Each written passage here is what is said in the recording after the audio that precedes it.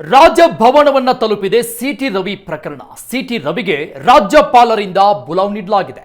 Prostitute ಪದ ಬಳಕೆಯ ಆರೋಪದ ಕೇಸ್ ಏನಿದೆ, ಈ ಬಗ್ಗೆ ರಾಜ್ಯಪಾಲರಿಗೆ ವಿವರಣೆ ಕೊಡಲಿದ್ದಾರೆ ಸಿಟಿ ರವಿ. ಇದರ ಜೊತೆಗೆ ಬಂಧನ ಪ್ರಹಸನದ ಬಗ್ಗೆಯೂ ಕೂಡ ಸಿಟಿ ರವಿ ವಿವರಿಸಲಿದ್ದಾರೆ ರಾಜ್ಯಪಾಲರಿಗೆ. ಸಿಟಿ ರವಿ ಅವರನ್ನ ಸುವರ್ಣಸೌಧದಲ್ಲಿ ಬಂಧನ ಮಾಡಿ ವಶಕ್ಕೆ ಪಡೆದುಕೊಂಡು 4-5 ಜಿಲ್ಲೆಗಳ ಸರಹದ್ದಿನಲ್ಲಿ ಸುತ್ತಾಡಿಸಿರುವಂತದ್ದು, ಆ ಬಂಧನ ಪ್ರಹಸನದ ಬಗ್ಗೆಯೂ ಕೂಡ ಸಿಟಿ ರವಿ ವಿವರಿಸಲಿದ್ದಾರೆ. ಕಳೆದ ವಾರ ರಾಜ್ಯಪಾಲರಿಗೆ ಬಿಜೆಪಿ ನಿಯೋಗ ದೂರು ಕೊಟ್ಟಿತ್ತು. ಸಿಟಿ ರವಿಗೆ ಛಲವಾದಿ ನಾರಾಯಣಸ್ವಾಮಿ, ರವಿಕುಮಾರ್ ಸಾಥ್ ಕೊಟ್ಟಿದ್ದಾರೆ. ಸಿಟಿ ರವಿ ರಾಜಭವನಕ್ಕೆ ಬಂದಿರುವಂತಹ ದೃಶ್ಯಗಳಿದು.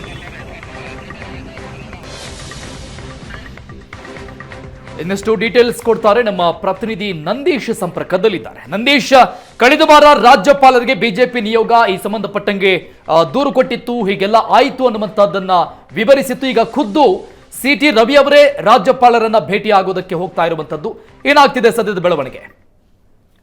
ಅರುಣ್, ಏನಂತಂದ್ರೆ ಡಿಸೆಂಬರ್ 19ನೇ ತಾರೀಕು ಬೆಳಗಾವಿ ಅಧಿವೇಶನದಲ್ಲಿ ನಡೆದಂತಹ ಏನು ಸಿಟಿ ರವಿ ಪ್ರಕರಣ ಏನಿದೆ, ಘಟನೆ ಏನಿದೆ, ಈ ವಿಚಾರವಾಗಿ ಈಗ ರಾಜಭವನ ಅಂಗಳಕ್ಕೆ ಬಂದು ತಲುಪಿರುವಂತದ್ದು. ಕಳೆದ ವಾರ ವಿರೋಧ ಪಕ್ಷದ ನಾಯಕರಾಗಿರ್ತಕ್ಕಂಥ ಆರ್ ಅಶೋಕ್ ನೇತೃತ್ವದಲ್ಲಿ ಗವರ್ನರ್ ಅವರಿಗೆ ದೂರನ್ನ ಕೊಡಲಾಗಿತ್ತು. ಇದ್ರ ಜೊತೆಗೆ ಕಳೆದ ವಾರನೇ ಸಿಟಿ ರವಿ ಅವರನ್ನ ಗವರ್ನರ್ ಅವರನ್ನು ಭೇಟಿಯಾಗೋದಕ್ಕೆ ಬುಲಾವನ್ನ ಕೊಡಲಾಗಿತ್ತು. ಆದ್ರೆ ಮಾಜಿ ಪ್ರಧಾನಿ ಮನಮೋಹನ್ ಸಿಂಗ್ ನಿಧನರಾದ ಹಿನ್ನೆಲೆಯಲ್ಲಿ ಇವತ್ತು ಬಂದು ಗವರ್ನರ್ ಅನ್ನ ಸಿಟಿ ರವಿ ಅವರು ಭೇಟಿಯಾಗಿರುವಂತದ್ದು. ಸಿಟಿ ರವಿ ಜೊತೆಯಲ್ಲಿ ಈಗ ಛಲವಾದಿ ನಾರಾಯಣಸ್ವಾಮಿ, ರವಿಕುಮಾರ್ ಸೇರಿದಂತೆ ಇನ್ನಿತರ ಬಿಜೆಪಿ ಮುಖಂಡರು ಬಂದು ಭೇಟಿಯಾಗಿರುವಂತದ್ದು.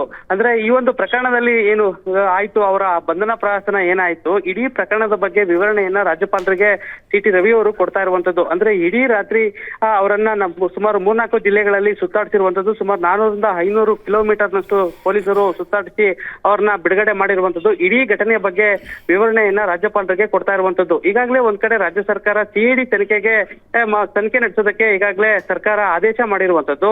ಹೀಗಾಗಿ ನನಗೆ ಸಾಕಷ್ಟು ಅನ್ಯಾಯ ಆಗಿದೆ ಅನ್ನುವಂಥದ್ದು ಒಂದ್ ಕಡೆ ಲಕ್ಷ್ಮೀ ಹೆಬ್ಬಾಳ್ಕರ್ ಅವರ ವಾದ ಆಗಿದ್ರೆ, ಮತ್ತೊಂದ್ ಕಡೆ ನನಗೂ ಕೂಡ ಪೊಲೀಸರು ಸಾಕಷ್ಟು ಕಿರುಕುಳವನ್ನ ಕೊಟ್ಟಿದ್ದಾರೆ, ಸಾಕಷ್ಟು ಸುತ್ತಾಡಿಸಿದ್ದಾರೆ, ಮತ್ತೆ ನನಗೂ ಕೂಡ ಅನ್ಯಾಯ ಆಗಿದೆ ಅನ್ನುವಂಥದ್ದನ್ನ ವಾದವನ್ನ ಈಗ ಗವರ್ನರ್ ಮುಂದೆ ಇಡ್ತಾ ಇರುವಂತದ್ದು. ಇದರಲ್ಲಿ ಗವರ್ನರ್ ಯಾವ ರೀತಿ ನಿರ್ಧಾರವನ್ನ ಕೈಗೊಳ್ತಾರೆ ಅನ್ನೋದು ಸದ್ಯಕ್ಕೆ ಕಾದು ನೋಡ್ಬೇಕಾಗಿದೆ. ಅರುಣ್, ಥ್ಯಾಂಕ್ ಯು ನಂದೀಶ್, ಎಲ್ಲ ಡೀಟೇಲ್ಸ್. ಧಾರವಾಡ ಜಿಲ್ಲಾ ಪಂಚಾಯತ್ ಸದಸ್ಯ ಯೋಗೇಶ್ ಗೌಡ ಹತ್ಯೆ ಪ್ರಕರಣಕ್ಕೆ ಸಂಬಂಧಪಟ್ಟಂಗೆ ಮಾಜಿ ಸಚಿವ ಕುಲಕರ್ಣಿಗೆ ಮತ್ತಷ್ಟು ಸಂಕಷ್ಟ ಎದುರಾಗಿದೆ. ಪ್ರಕರಣದ ಆರೋಪಿ ಬಸವರಾಜ್ ಮುತ್ತಗಿಯಿಂದ ಮಾಫಿ ಸಾಕ್ಷಿ. ಜನಪ್ರತಿನಿಧಿಗಳ ಕೋರ್ಟ್ ಅಲ್ಲಿ ಮುತ್ತಗಿ ಮಾಫಿ ಸಾಕ್ಷಿ. ಯೋಗೇಶ್ ಗೌಡ ಕೊಲೆ ಪ್ರಕರಣದ A1 ಆರೋಪಿ ಮುತ್ತಗಿ. ಯೋಗೇಶ್ ಗೌಡ ಹತ್ಯೆಯ ಪ್ರಕರಣದಲ್ಲಿ ಸುಪಾರಿ, ಹಣಕಾಸಿನ ನೆರವನ್ನ ಕೊಟ್ಟಿರುವಂತದ್ಯಾರು, ಹತ್ಯೆಯ ಪ್ಲಾನ್ ಎಲ್ಲಾಯಿತು, ಕೊಲೆಯಲ್ಲಿ ಭಾಗಿಯಾದವರ ಬಗ್ಗೆ ಸಾಕ್ಷಿಯನ್ನು ನುಡಿಯಲಾಗಿದೆ.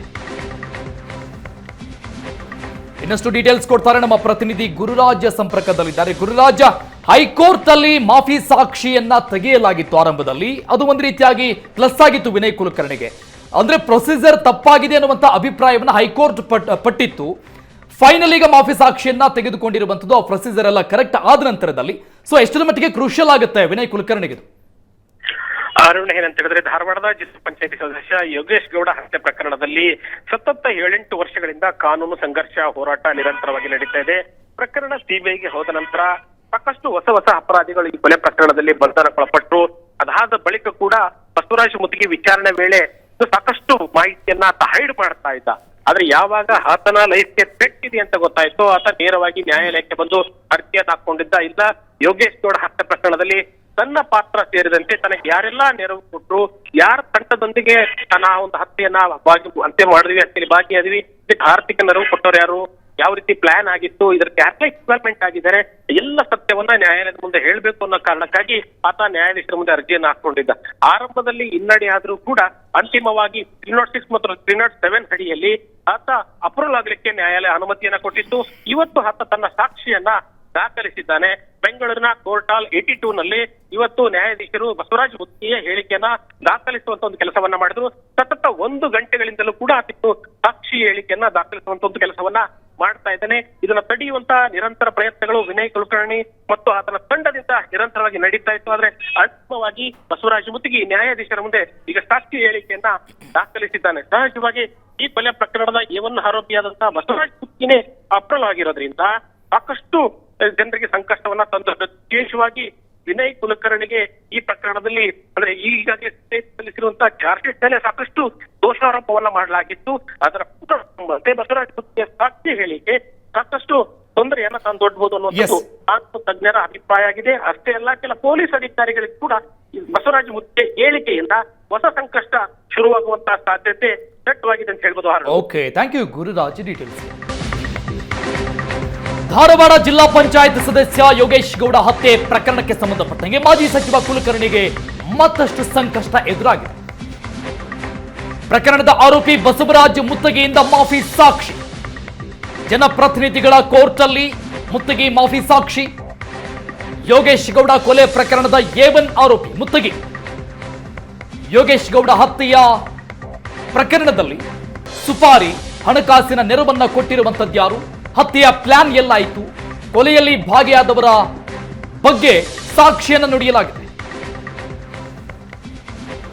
ಇನ್ನಷ್ಟು ಡೀಟೇಲ್ಸ್ ಕೊಡ್ತಾರೆ ನಮ್ಮ ಪ್ರತಿನಿಧಿ ಗುರುರಾಜ ಸಂಪರ್ಕದಲ್ಲಿದ್ದಾರೆ. ಗುರುರಾಜ, ಹೈಕೋರ್ಟ್ ಅಲ್ಲಿ ಮಾಫಿ ಸಾಕ್ಷಿಯನ್ನ ತೆಗೆಯಲಾಗಿತ್ತು ಆರಂಭದಲ್ಲಿ, ಅದು ಒಂದು ರೀತಿಯಾಗಿ ಪ್ಲಸ್ ಆಗಿತ್ತು ವಿನಯ್ ಕುಲಕರ್ಣಿಗೆ. ಅಂದ್ರೆ ಪ್ರೊಸೀಜರ್ ತಪ್ಪಾಗಿದೆ ಅನ್ನುವಂತ ಅಭಿಪ್ರಾಯವನ್ನ ಹೈಕೋರ್ಟ್ ಪಟ್ಟಿತ್ತು. ಫೈನಲ್ ಈಗ ಮಾಫಿ ಸಾಕ್ಷಿಯನ್ನ ತೆಗೆದುಕೊಂಡಿರುವಂತದ್ದು, ಆ ಪ್ರೊಸೀಜರ್ ಎಲ್ಲ ಕರೆಕ್ಟ್ ಆದ ನಂತರದಲ್ಲಿ.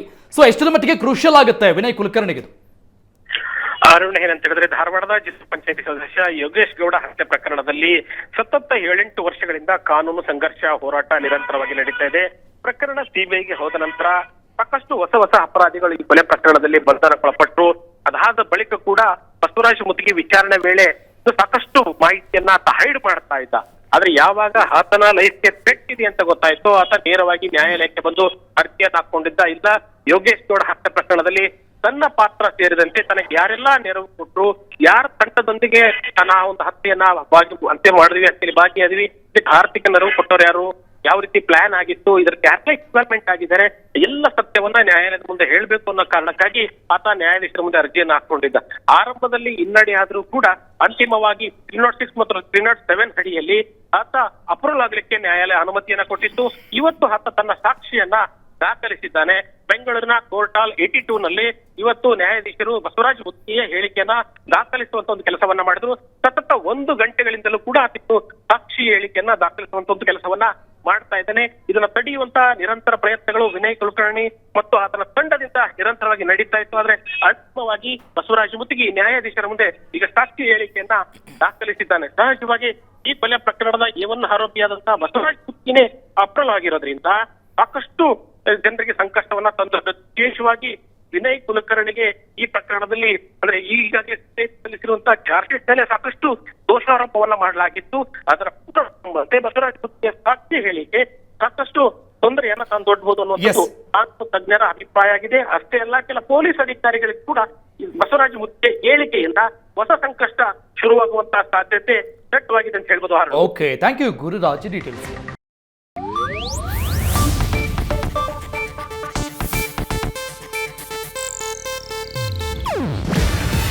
ಇದು ಏಷ್ಯಾನೆಟ್ ನ್ಯೂಸ್ ನೆಟ್ವರ್ಕ್ ಪ್ರಸ್ತುತಿ. ನೀವು ನೋಡ್ತಿದ್ದೀರಾ ಏಷ್ಯಾನೆಟ್ ಸುವರ್ಣ ನ್ಯೂಸ್.